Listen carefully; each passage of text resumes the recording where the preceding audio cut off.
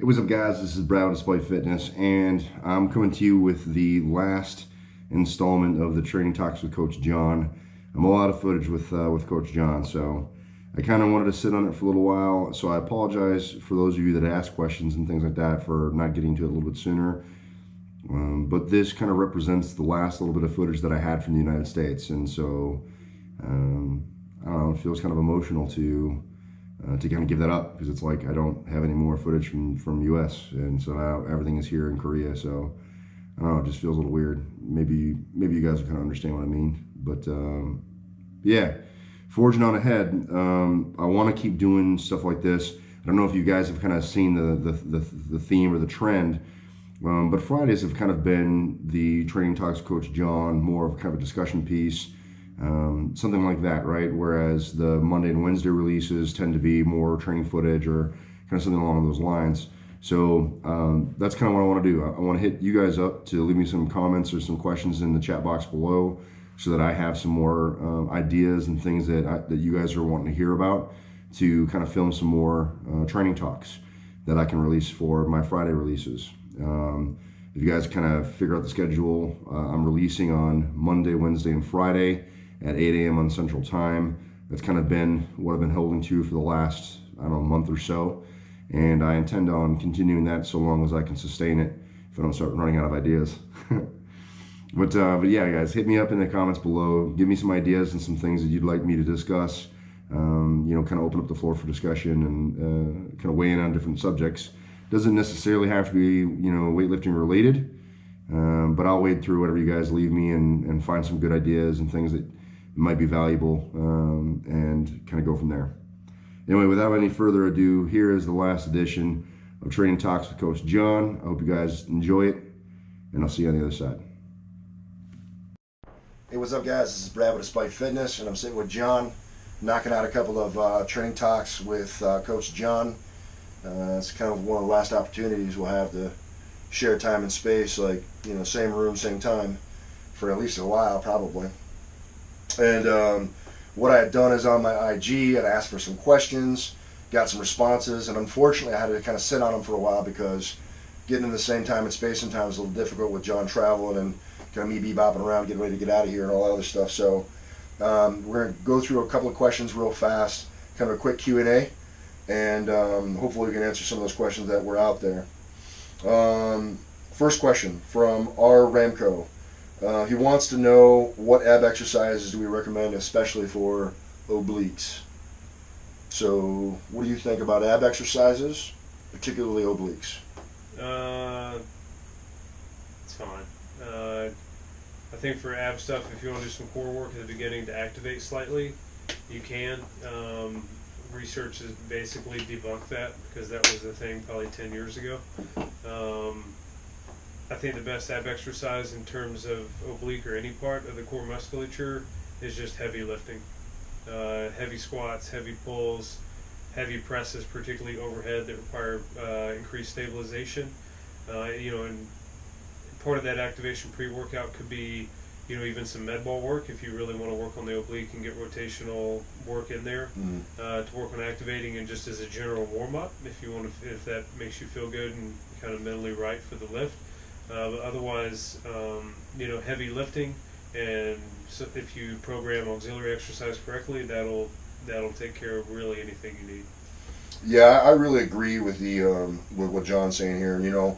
Obviously, when answering these questions, kind of due to the nature of the channel, I'm looking at this from a strength kind of perspective versus an aesthetics perspective. So if you're dealing with aesthetics, the answer is going to be kind of different, because you're going for look, not necessarily function, and so the answers would probably be different. But from the vein of strength, I totally agree. I do very little isolated ab exercise, if any at all, really. All of my ab development, all of my core strength really comes from heavy lifting. And I agree again with what John says about overhead stuff. Anything that's gonna require trunk stability, because really at its core, at the function of those trunk muscles, that's what they're meant to do, provide stability. And so I think that you get the most out of that from doing heavy lifts and causing those to work. And I don't think that, you're best off doing, side bends or things like that, because in how many instances in sport are we really doing that as a main thing, right? It's usually not very often like the objective of whatever we're doing sport wise to do some kind of a side bend. It's more a byproduct of. And again, I think that you can get more development from just overall core strength through heavy lifting than anything else at all. One more thing I'll add on in terms of core strength is there's a lot of people that talk about belts, right? And then you see a lot of stuff on Instagram and wherever else about, beltless. There have been studies that have revealed that you get more muscle activation while having a belt on. And that's because you have that kinesthetic cue, something for your mind to actually perceive, to drive against, to get better activation for those core muscles. So I am not a fan at all of beltless work. Anytime that I get right around 50% of whatever my 1 rep max is, deadlift, squat, whatever, I've got a belt on. I know that there's some people that may argue otherwise, but that's my recommendation, and that I'm definitely going to stick to that until I find other research that I believe in that supports otherwise. Yeah, I think a lot of it's just about feel. If you feel you need one, wear one. It doesn't really matter that much. I generally keep my percentage a little bit higher just because it typically works for me. But you got to find that sweet spot, whether it's 50% or 70, 80, whatever it is, and just go with it. Yeah. That's mainly for me, just so I don't become too dependent and just use it. Like, I might use straps a little bit on some heavier sets or only during certain times, but that's so I don't mentally become too dependent on it. But otherwise, I don't think it matters. Yeah. So just to kind of recap, bud, I think best thing you can do is heavy lifting. All the main lifts: overhead press, squat, deadlift, etc. And I wouldn't spend too much time or energy on some kind of isolated ab exercise. Yeah. Cool. All right. So moving on to the next question. The next question is from Spencer. He sent us a lot of questions before. So Spencer wants to know opinion on stuff like walking lunges or 45-degree back extensions for assistance work. I'm a fan. Yeah, I don't think there's anything wrong with it. Especially you're getting some unilateral, working on some balance, and it's a great way to get volume during certain phases, and work just some different angles and things like that from a performance standpoint. The 45-degree back extension has been shown to, possibly lead to a decrease in hamstring injury. Especially when combined with other exercises like Nordic leg curls, things like that. I think it's all good. I don't think there's really a wrong answer as long as it works for you and you see results from it and you can explain what's in your program. Yeah, I think, kind of talking just generally about lifting and programming, because I have the perspective of a power lifter, and my objective is the 3 main lifts: squat, bench press, deadlift, done to maximum capability. That's my objective. So all of my training, or the majority of my energy in any given training session, is geared toward that movement, because I believe very much that movement will have the most carryover to performing that movement.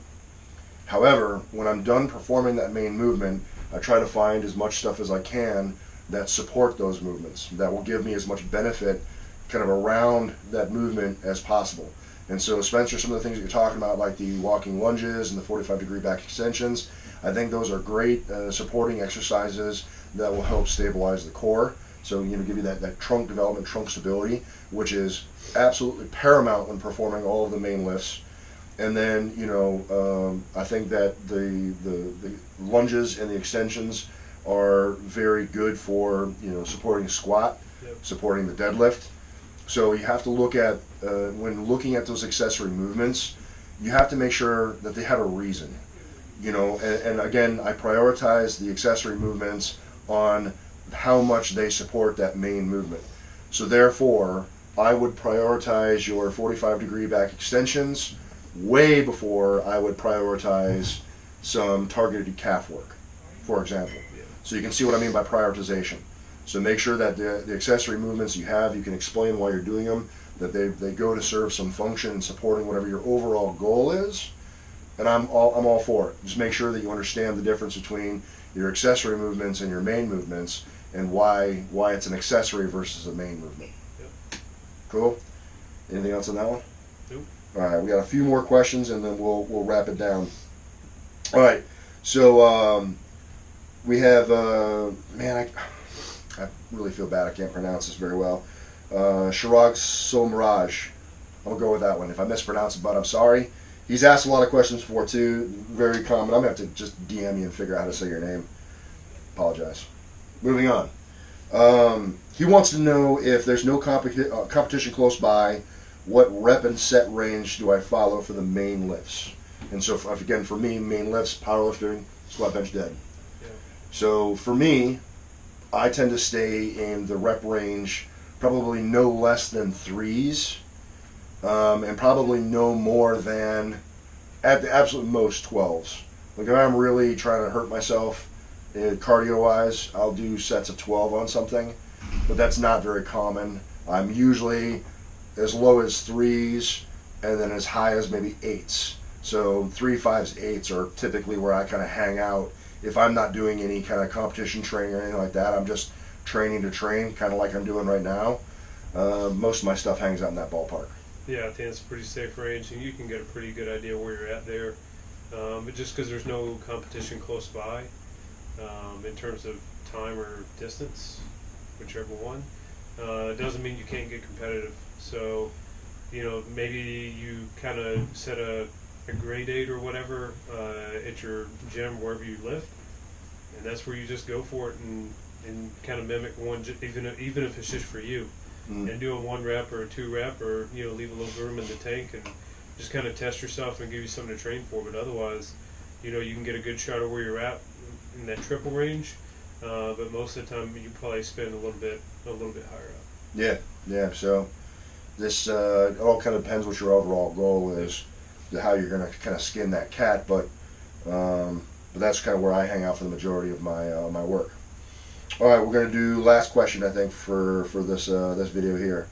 So this one comes from Jennifer, and Jennifer, she wants to know, she hit a plateau with walking and exercising, and she'd like to know what else she can do to try to lose weight at home. So I think if you're working out at home, you're either limited with schedule or equipment or time, and all those are okay. Like, you can definitely work around all that. But if you've hit a plateau just by walking, staying in the exercise realm, I think you need to find something to make it more difficult. All right. Hey, apologize for whatever reason. The file at the end of this video, it corrupted out, and so I lost a portion of the end of this video. But I do want to kind of recap on what John and I talked about to answer Jennifer's question. What John was talking about at the end there was trying to find a way to make the exercise more difficult. And so if you're walking to try to lose weight, you can walk further. You could walk longer, which again, kind of by result, you're going to be walking further. You can walk faster, which again, you're going to be walking further. And you can find other ways to try to make the exercise more difficult, i.e., walk up a hill, or walk upstairs, or use a weighted vest, or hold some hand weights. Those are all different things that you can do to kind of increase the exercise, increase the resistance, increase the difficulty, and thereby get more work done in that same amount of time. So if you're predominantly training at home, or you're just walking, maybe you have a time restriction, so you can only exercise for, say, a half hour. You can only get so far in that half hour. Well, again, I would say you could try to walk faster to see how much further you can get within that half hour. So increase your speed, or go somewhere that you can try to find a hill, something that's hill, some steps. If you got creative, you could do some stuff with like sled dragging. If you had a sled available to you, there are ways that people have improvised sleds. If you don't have, kind of the means and access to a real sled, there are really a lot of different things that you can do to try to get more out of that time that you're spending exercising. And now in terms of losing weight, weight loss and weight gain is really just kind of a simple equation. So it's calories in versus calories out. And you need to make sure that you're burning more calories than you're taking in, and you're going to lose weight. So you may need to take a look at the diet and how much food you're taking in. And that's, basically everything that you put in your mouth, not just the main food items. That's condiments, that's drinks, that's everything. Because there can be a lot of calories in sodas, and a lot of calories in different dressings and additions that you put on some of your food. So those are all things you have to consider. And if you find that you're not losing weight, you essentially need to lower your caloric intake, or you need to increase your caloric output.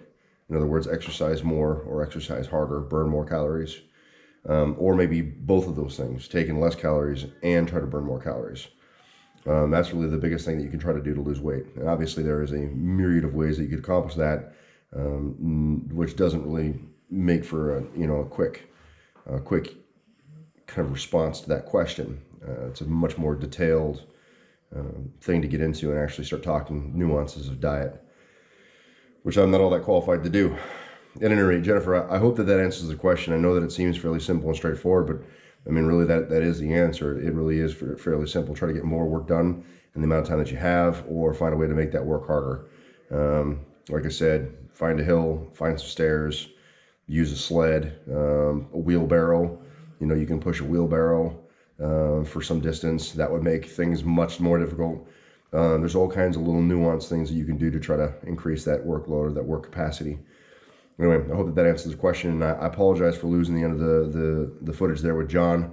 That was my last video with him, and I couldn't get the rest of that file. So crap. All right, anyway, guys, that's the video. If you guys have any questions, comments, or concerns, leave in the chat box below. I'll be sure to respond. And like I said, again, hit me up with your comments and questions for future Training Talks videos, so I can have some stuff to kind of weigh in on my Friday videos. I'd appreciate it very, very much. Remember to like, share, and subscribe. I'd appreciate that a lot too.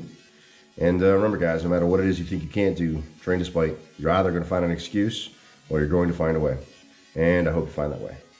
Thanks for checking this one out, guys, and I will see you in the next one. Peace.